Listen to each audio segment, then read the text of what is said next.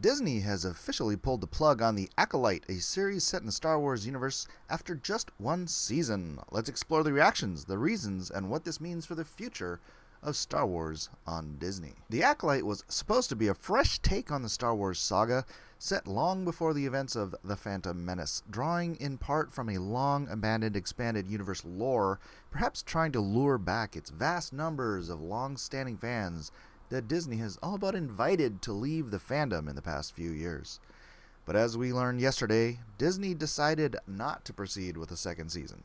The internet, as you might expect, has been ablaze with the news.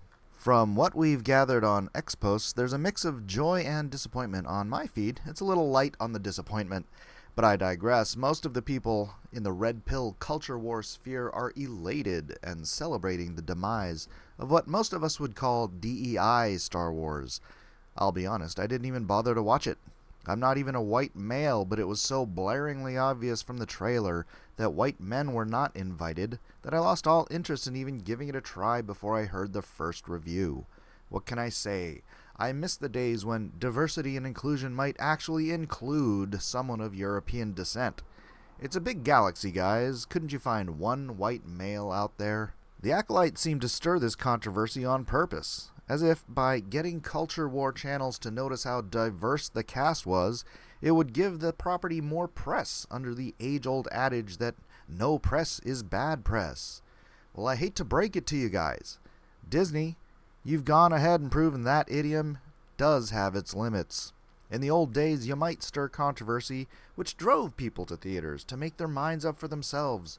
But what you've done is create a track record of trash, so focused on diverse cast and narrative choices that challenge the traditional good versus evil dynamics of Star Wars, that it has led to not only a vocal backlash, with some accusing the show of undermining the franchise's very core, but absolute fatigue as fans like myself, who have been willing to give every Star Wars show at least a chance, in the fading hope that somehow you'll focus on putting out a good product, rather than pushing your cultural Marxist agenda.